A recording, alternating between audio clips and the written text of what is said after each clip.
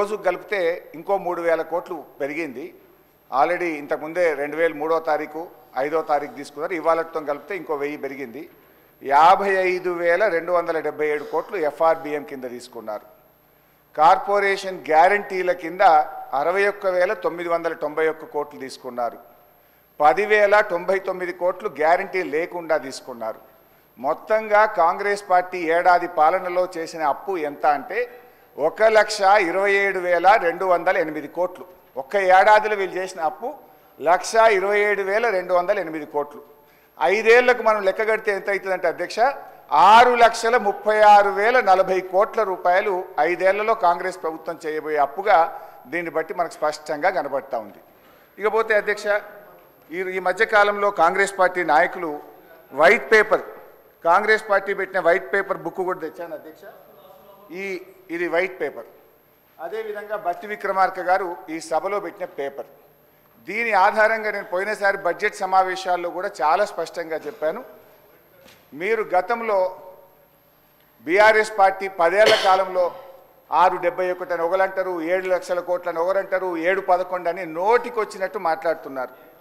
I challenge in this house, ఒకరోజు స్పెషల్గా debate పెడతారా పెట్టండి, లేదు ఆడిటర్లను పిలిచి పెడతారా, ఫైనాన్స్ డిపార్ట్మెంట్ పెట్టి పిలుస్తారా పిలవండి.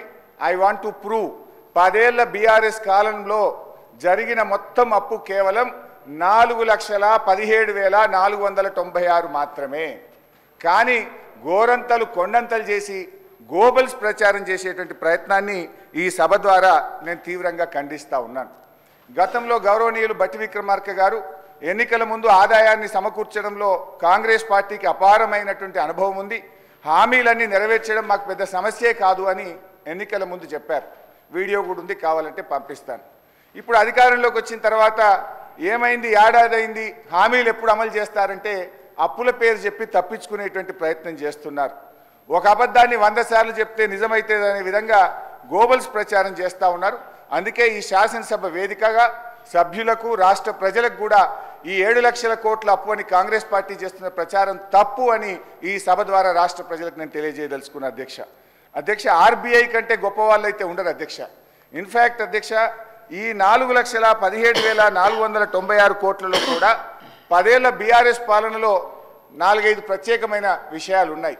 2 వరుస కరోనా సంవత్సరాలు రావడం వల్ల కేంద్ర ప్రభుత్వం అప్పుడు మొత్తం దేశం యొక్క ఎకానమీ అతలాకుతలమైంది. మీరు రాష్ట్రాలు 1.75% అదనంగా అప్పులు తీసుకోండి, క్యాపిటల్ ఎక్స్పెండిచర్ చేయండి అని కేంద్ర ప్రభుత్వం చెప్పడం వల్ల మనము తీసుకున్నటువంటి అప్పులు కూడా ఉన్నాయి. ఇది కాకుండా ఉదయ్ స్కీమ్ ద్వారా సార్ లెట్ మీ కంప్లీట్, ఆ తర్వాత అని చెప్పమనండి. Let me complete. Speaker sir, Harish Rao garu సభలో చాలా సంవత్సరాల నుంచి ఉన్నా అని చెప్తా ఉన్నారు. వారికి అన్ని రూల్స్ తెలుసు, నిబంధనలు అన్నీ తెలుసు. క్వశ్చన్ అవర్లో క్వశ్చన్ను అడుగుతారు, సమాధానం చెప్తాం. క్వశ్చన్ ఏముంటుంది కానీ వారు షార్ట్ డిస్కషన్ లాగా ఉపన్యాసం చెప్పుకుంటూ పోతూ ఉన్నారు. మరి వారికి అనుభవం లేకనా, కావాలని సభను తప్పుదోవ పట్టించడం కోసం చేసే ప్రయత్నమా?